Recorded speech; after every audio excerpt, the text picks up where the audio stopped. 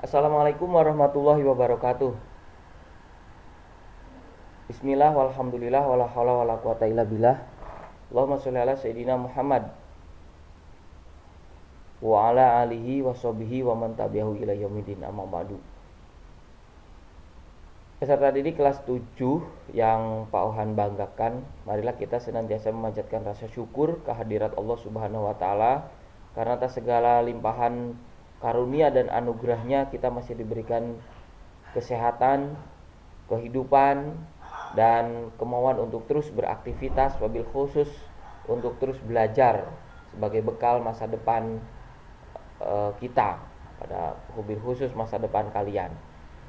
Peserta di kelas 7, untuk pertemuan hari ini adalah sebagaimana yang telah Pak Ohan janjikan, bahwa mulai tanggal 6 atau minggu kedua bulan September ini kita memasuki materi baru, yaitu bab 3, menghadirkan sholat dan zikir dalam kehidupan sehari-hari pada mata pelajaran Pendidikan Agama Islam dan Budi Pekerti kelas 7. Oke.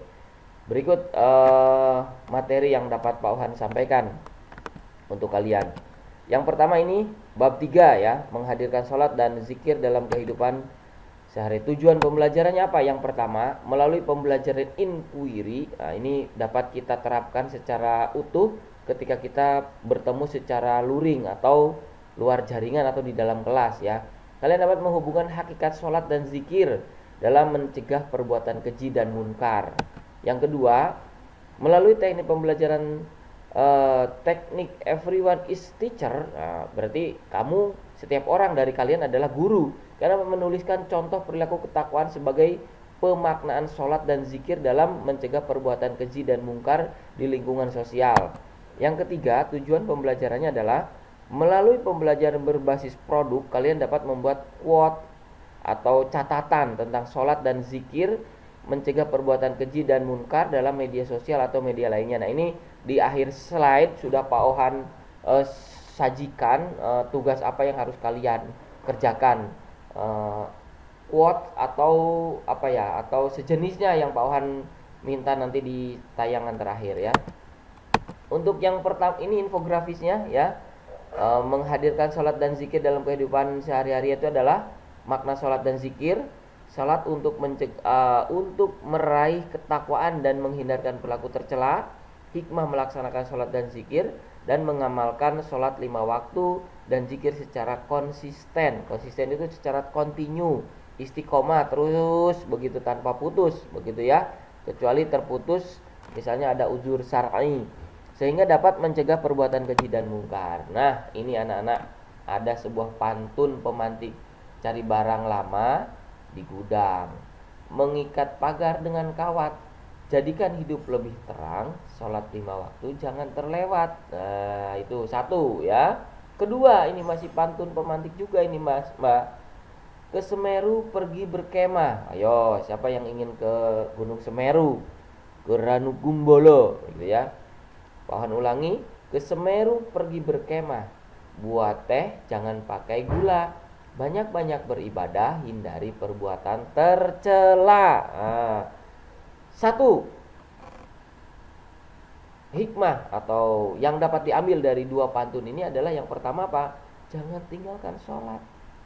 Yang kedua, kalau kita sudah terbiasa dengan sholat, insya Allah akan terhindar dari perbuatan tercela. Begitu kira-kira. Selanjutnya, makna sholat dan zikir. Apa sih makna sholat? Sholat itu artinya adalah doa. Makanya kan dalam kamus bahasa Inggris, the sholat is prayer atau doa. Nah, itu sholat maknanya. Makanya kalau sholat jangan main-main. Mulai dari takbiratul ihram. Nah, ini menurut istilah makna sholat adalah semua perkataan perbuatan yang dimulai dengan takbiratul ihram. Takbiratul ihram itu gini Mas, Allahu Akbar. Nah, itu namanya takbiratul ihram. Kalau kabira walhamdulillahi katsira wa subhanallahi bukratan wa asila ila akhirih, sampai terakhir wa ana minal muslimin, inna sholati wa nusuki wa mahyaya wa mamati lillahi rabbil alamin la syarika lahu wa bidzalika umirtu wa ana minal muslimin. Itu namanya doa iftitah ya.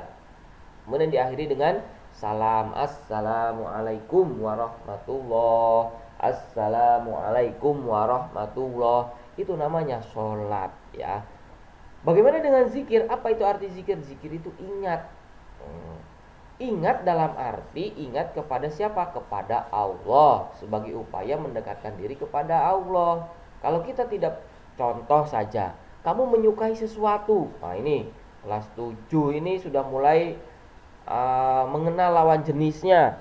Misalnya si Ahmad, mohon maaf ini mungkin ada yang namanya Ahmad ya, ingat sama Siti. Nah berarti dia itu ingin berusaha mendekati Siti, atau sebaliknya Siti ingin mendekati Ahmad, maka dia selalu ingat begitu. Nah, masa kita akan melupakan kepada Allah Subhanahu wa taala yang sudah nyata-nyata bahwa Allah itu sangat cinta, sangat sayang kepada kita. Masa kita tidak mau mengingatnya? Ayo. Nah, maka dari itu sering-seringlah mengingat Allah Subhanahu wa taala. Nah, ingat, jangan sampai hanya ingat saja. Kamu ingat, terus apa yang kamu lakukan? Ya sudah, saya hanya ingat saja. Nah, kemudian kamu berbuat dosa dan maksiat, kemudian kamu tidak pernah melaksanakan perintah Allah, itu namanya sama dengan boro. Nah, itu bohong, itu namanya kamu kalau begitu ya. Selanjutnya perintah sholat. Nah ini utslu ma uhiya ilaika. Mohon maaf, Pak Ohan belum ta'awuz ya. A'udzu billahi minasyaitonir rajim. Bismillahirrahmanirrahim. Utslu ma uhiya ilaika minal kitabi wa aqimis shalah. Innas sholata tanha 'anil fahsya'i wal munkar. Wala dzikrullahi akbar. Wallahu ya'lamu ma tasna'un. Surah Al-Ankabut ayat 45. Artinya apa? Nah, bacalah kitab Al-Quran yang telah diwahyukan kepadamu, wahai Muhammad, begitu ya. Dan laksanakanlah sholat. Ini karena Nabi Muhammad yang pertama kali diperintah untuk melaksanakan sholat ya. Sesungguhnya sholat itu mencegah dari perbuatan keji dan mungkar. Dan ketahuilah, mengingat Allah pada saat sholat itu lebih besar keutamaannya dari ibadah yang lain. Allah mengetahui apa yang kamu kerjakan, begitu. Jadi Mas, kalau kita menggarisbawahi dua kalimat sebelum berakhir ayat ini, dan ketahuilah mengingat Allah pada saat sholat ya. Mengingat Allah pada saat sholat itu keutamaannya lebih daripada ibadah yang lain. Jadi jangan sampai kita Allahu Akbar, kamu mengingat sesuatu yang tidak perlu kamu ingat pada waktu sholat. Nah, kamu ingat makanan yang enak, ingat takut ditinggal temannya bermain, ingat tugasnya yang belum selesai. Ya itu berarti kamu tidak mengingat Allah. Ketika Allahu Akbar, ya fokuskan pikiran dan hati kita kepada Allah Subhanahu wa taala ya. Gitu. Nah, insya Allah hal ini akan Pak Ohan jelaskan lebih lebar lagi ketika nanti kita ketemu secara luring. Selanjutnya adalah zikir. Apa itu zikir? Ya, a'udzubillahi minasyaitonirrajim. Bismillahirrahmanirrahim. Ya ayyuhalladzina amanu dzkurullaha dzikran katsira. Surat Al-Ahzab ayat 41. Hai orang-orang yang beriman, berzikirlah dengan menyebut nama Allah, zikir yang sebanyak-banyaknya. Begitu ya. Nah, pada kesempatan ini Pak Ohan hanya menyebutkan zikir itu Allah, padahal sebenarnya zikir itu tidak hanya dengan melafalkan Allah. Kemarin bab 2 kita sudah belajar Asmaul Husna. Nah, menggunakan Asmaul Husna juga boleh kita berzikir dengan itu, begitu ya. Subhanallah, alhamdulillah, Allahu Akbar, dan seterusnya. La ilaha illallah, berzikir juga itu. Bersolawat juga kategorinya berzikir, begitu Mas Mbak ya. Seperti itu. Nah, zikir ini ada dua, ada siri dan ada zohri. Ada zikir yang tersembunyi dan ada zikir yang dilisankan, yang kedengaran, begitu. Boleh kita menggunakan kedua-duanya. Selanjutnya adalah orang yang memelihara sholat, apa yang akan terjadi? Nabi Muhammad SAW menjelaskan bahwa sholat 5 waktu akan bersihkan dosa-dosa yang orang yang memeliharanya dengan baik. Nah ini Beliau bersabda, beliau siapa? Rasulullah, bagaimanakah pendapatmu andai kata ada sebuah sungai dekat pintu rumah? Salah seorang dari kamu ia mandi di sungai itu 5 kali setiap hari. Adakah masih ada dakinya? Atau daki itu kotoran yang tinggal barang sedikit pun? Sahabat menjawab, tidak ada daki atau kotoran yang tertinggal sedikit pun. Kemudian Rasulullah menjelaskan, maka demikianlah perumpamaan sholat yang 5 waktu. Dengan sholat itu Allah akan menghapus semua kesalahan. Hadis riwayat Tirmizi dari Abu Hurairah. Jadi maksudnya apa, Mas? Jadi orang yang memelihara sholat itu seperti orang, misalnya siapa tadi, Ahmad lah, di depan rumahnya Ahmad ini ada sungai. Nah, si Ahmad ini selalu mandi. Ketika akan masuk rumahnya mandi, keluar lagi, masuk rumahnya mandi lagi, pergi lagi sekolah, misalnya pulang sekolah mandi lagi, terus. Nah, bagaimana si Ahmad ini ketika masuk rumah, ketika sebelum masuk rumah itu dia selalu mandi, ketika di dalam rumah apakah Ahmad ini kotor? Nah, tentunya kan tidak begitu ya, maknanya kurang lebih begitu hadis ini yang barusan di Pak Wan sampaikan ya. Jadi sholatlah 5 waktu, insya Allah dosa-dosa kita akan berkurang atau mudah-mudahan diampuni begitu ya. Tapi jangan main-main, wah ini saya habis sholat berdosa lagi aja, sudah maksiat lagi aja, menggunjing lagi, ngibulin temannya lagi, melakukan bully temannya lagi, berbuat dosa dan maksiat lagi, karena nanti akan sholat lagi. Itu namanya sholat bohongan. Karena sholat yang sesungguhnya, sholat yang melibatkan hati dan pikiran secara menyeluruh, itu mencegah perbuatan keji dan mungkar bagi orang yang melaksanakan sholat 5 waktu itu, ditambah ibadah-ibadah yang lain. Selanjutnya, nah ini Rasulullah SAW bersabda, orang yang memelihara sholat akan mendapatkan cahaya, petunjuk, dan keselamatan pada hari kiamat. Begitu pula orang yang tidak memeliharanya, ia tidak akan memperoleh hal tersebut.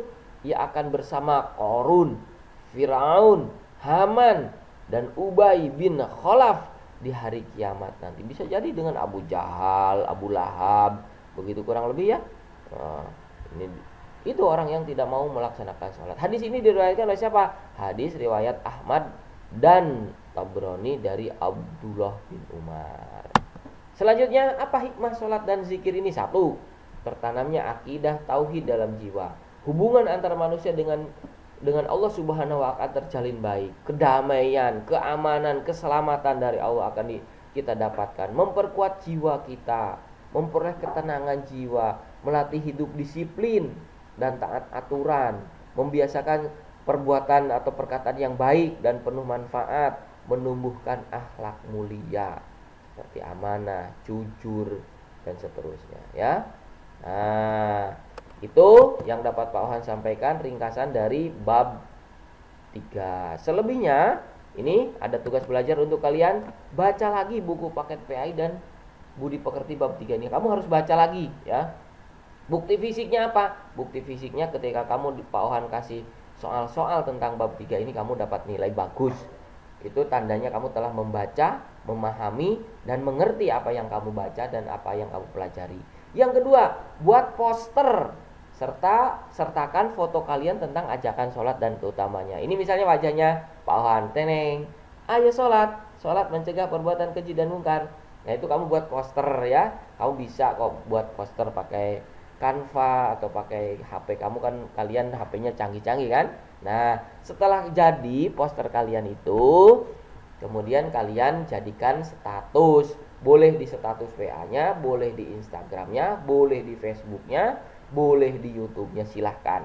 Poster saja ya. Paling akhir kapan? Paling akhir setelah selesai pelajaran pendidikan agama Islam, harus langsung dikerjakan membuat poster ini. Dan karena apa? Karena minggu depannya akan ada tugas belajar yang selanjutnya terkait dengan bab 3 ini. Demikian anak-anak sekalian yang dapat Pak Ohan sampaikan. Kalau ada kurang-kurangnya itu dari kebodohan, dari kekurang pinteran Pak Ohan. Kalau ada lebihnya itu adalah semata-mata petunjuk Allah Subhanahu wa Ta'ala melalui buku yang kita miliki ya. Sekali lagi, tidak boleh sombong, laksanakan sholat, laksanakan zikir, dalam kehidupan kita sehari-hari. Assalamualaikum warahmatullahi wabarakatuh. Selamat belajar.